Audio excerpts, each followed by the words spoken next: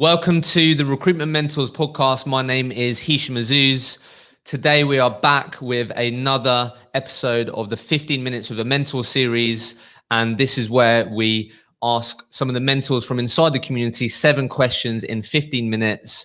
I'm very excited to be joined by Jack today. And before we get into the questions, Jack, if you could introduce yourself to those that may not know who you are, and then we'll get through these questions. Awesome. Yeah, no pressure. Hi, guys. I'm Jack. I'm the MD of Wiser Elite. We are a specialist software sales recruitment team. We've been operating for almost 6 years now. So I joined a group called Wiser, which specializes in employer branding and graduate recruitment. And I helped them build this new entity. And we've organically grown it now to a 7-figure business. And over the years, been like doing a bit of a trial and test kind of process and trying to build his business out, but we're doing a pretty good job, I think. And yes, great to be part of this, and hopefully I can help out with some of these questions that fire out me. Right. So what I want to know first, Jack, is what was your biggest challenge in 2020? How did you overcome it, and what did you learn from it? I mean, there was loads of challenges last year, right? It was a pretty tough one. I think the biggest one that I faced was like not being in control. So when the environment's going well, you tend to have a lot of control in terms of like how you can fire up the team and get them motivated. I think with last year, with what was happening, it was like really out of my hands in terms of kind of like their feeling. So the biggest thing there really was like the people, their motivation, how they're feeling. We weren't in an office, so I can put my arm around them and just have that chat or go for that walk, which I would usually do if I feel like someone's down or needs a bit of a bump. So I'd say that's probably the biggest challenge that I faced, and we're getting through it now. Like, we've obviously kind of found a bit of a rhythm, and I've learned how to deal with that, but I think it was just the lack of control to start with. Yeah. So what working from home tip could you share with other recruiters listening to this that you feel has had a sort of real positive impact on your productivity when working from home? It's a good one. So I think it's having a start and end of day. So I found myself working up till like 9-10 o'clock at night because there's nothing else to do. And the next day I'm completely knackered and I'm not in the right headspace. So the days where I've had a clear plan, and I mean, everyone will tell you this, even if you're not working from home, so having a clear plan and having a structure, this is what I'm going to do 9 to 6 or whatever hours you work, was a big changer for me. We also changed up a few things, which is like our meetings, like having a bit of walk and talk rather than just having chats like this over Zoom, because it can be a bit obviously kind of tiring doing it over and over again. So just trying to change it up massively helps. So I'd say there were 2 things. It's like having a start end of the day and then just changing up how you're trying to communicate with everyone, but also even how you're communicating with candidates and clients. Some candidates, when I'm doing a prep call, I'm like, okay, I'm going to do this on a walk if it's a nice day, which is quite tough to find in January. Yeah, nice. So I'd be interested to know, like, over the last 12 months, what's been the most effective way for you guys to win business?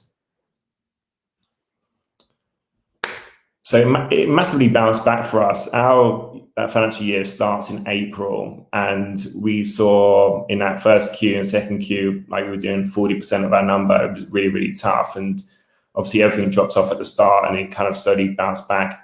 All of the client wins that we saw towards Q3, which was October, November, December, a lot of it was just from all of the long-term partnerships we've had.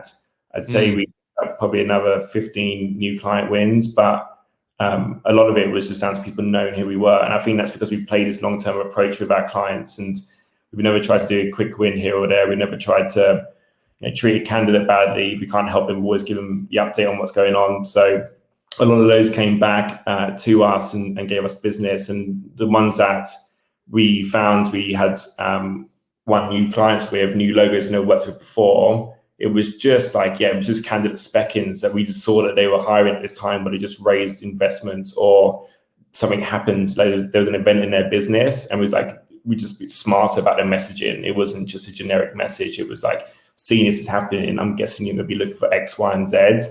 Here's a good profile that I think you should consider. Would you be open to a chat this time next week? And we're keeping that up as well. Nice. But what I did notice is that previously we didn't really have much focus around our BD in terms of number of messages going out each week or number of calls. And so we had much more structure because it was more important to us because we needed to win business. So the structure really helped together. Nice. Interesting. So Be interesting to know what habit or hobby did you start in 2020 that you're going to continue in 2021? That's a good question. I'd say like, I mean, it's running and getting Yeah. out a bit more. Like, I mean, it's where all of my ideas come from. It's where, you know, I have really good time to think and be on my own. Even when you're on your own in the house with like, you know, partner and stuff, you're never really on your own, but getting out and running and stuff really make a difference. So that's something that I think this year I'm going to try and keep on top of, as long as I'm not getting injured, which I am at the moment. So Any big run goals this year? Because this has come up a lot. It's definitely helped me run, and I want to keep it. But any big goals you want to share? Well, to do a marathon, I signed up for the Brighton Marathon, which is supposed to be supposed to be in May this year, but that got moved back to October, I believe. So we'll see how. Nice. I mean, I'm struggling at the moment to get past 5-10Ks, so we've got a bit of training to do. Love that. Right. So probably the most important question, Jack. What do you think is better, the first coffee in the morning or the first pint post work on a Friday? Coffee. Yes, I'm glad that conviction. I like that. I'm definitely coffee. Awesome. Yeah. Right. Second to last. I love a good pint after work, but I always regret it then the next day. Right. Second. So this question slightly different. It's a scenario that I want to sort of hear how you would approach it. So scenario is a particular client that you've had on your sort of target client list for a long period of time. During that time, there's been several touch points. So I know you guys do different things from roundtables to webinars to podcasts, etc. But during that time, they may have attended one of your events. They may have listened to a podcast. You may have even dropped them a note on LinkedIn or an email. But through your candidate network, you managed to get one of the hiring manager's contact details at this target client. So you call them, they pick up, they say, hello, who is this? And just want to hear how you'd approach that conversation. Sure.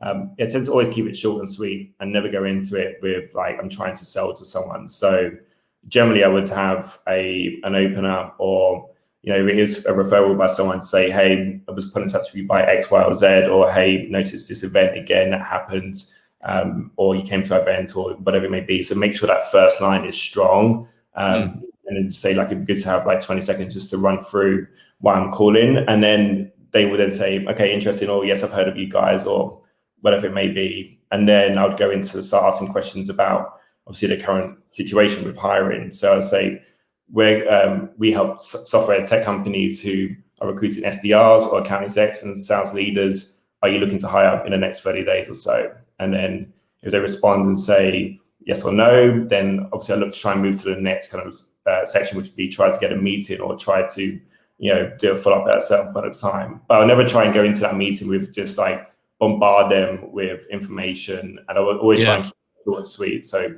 making sure that 30, 60 seconds is quite clear about what you're doing and the reason for the call. No, I've definitely used that where you say, this will take 20 seconds, or have you got 20 seconds, yes or no? And if I say yes, then you've then been given the green light, right, to do it. So then you feel a bit more comfortable with it. So that's always helped me as well, to be fair. So last question. So I want you to sort of imagine, really, and this may be something that you've done with your team internally, but just want you to imagine that I'm a recruiter that has set goals for 2021, completely convinced I'm going to have a better year than I did in 2020, feeling motivated. And I just want to sort of hear what your advice would be to recruiters listening to this that you think would give us the best chance of actually achieving the goals that we've set. We'd love to hear that from you. So achieving goals is quite interesting. I looked back to my goals last year and the year before, and last year I didn't achieve any of those goals because obviously there's a lot of change with what happened there. So I don't want to come at this with, you know, this is how you hit goals, because I'm definitely on that journey of like, what do I need to be doing to make sure I'm consistently hitting those? But I can let you know why I've missed goals in the past and why I've achieved goals in the past, and kind of give you a bit of a breakdown. Maybe someone can pick up something from that moving forward as well. Yeah, that sounds good. So reasons why I failed, I think being unrealistic with the goal. So maybe the goal is too ambitious, or the time I'm trying to do it in is unrealistic. So, you know, trying to do £1 million in a quarter is a great goal, but, you know, is it realistic? And so I've set a few of those in the past. I'm like, actually, that wasn't achievable. So something like that to consider when you're looking at your goals for this year. Is it realistic? The reason why I haven't achieved goals is not putting enough effort into it. So what's the motivation behind that goal? Do you really care about it? Like, is it something you're going to get up every single day and try and work towards, or is it just like a little bit of a fad because you feel sounds good? Yeah.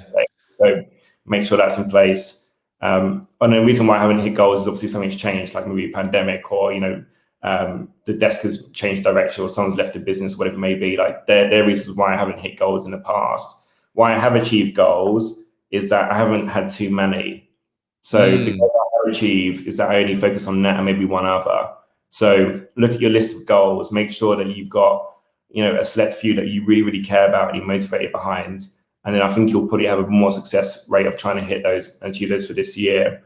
And also the goals I have here, I had early momentum with. So don't try and make a goal which is going to be over 12 months. Try and break it down so that you can tick that box in the first week or tick a box in the first month. That momentum will really help you to try and achieve that overall large goal. So either break it down or make it smaller so you can feel that momentum initially as well. And making it visible. So the goals I've achieved have been quite clear, whether they've been sitting on my laptop or they've been sitting, in front of me on my notebook. That's something that's obviously really important because you have to put action towards them every single day. It can't be something you just pick up like once every 2 months. Like, oh crap, I need to get out, start running for my marathon. So we work towards. The things I've never had really is someone helping me to be accountable. I can only imagine that's gonna be important. Something to keep pressure on you as either your manager or a colleague or a friend, and something to just kind of bounce off ideas if things are going down or struggling. So I have people in my team who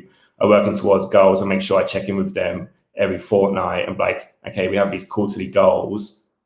What's happening here? What's happened in the past 2 weeks? What are you going to do in the next 2 weeks? So it doesn't get too long. And in the past, I've had situations where we've had quarterly reviews. We haven't even spoke about the goal for the whole 3 months. And like, actually, like you just completely missed it. And that was just a waste of their time and my time. So something to bear in mind. Yeah, no, I love that. Jack, that was 50 minutes with a mentor. Thank you. Appreciate it, bro.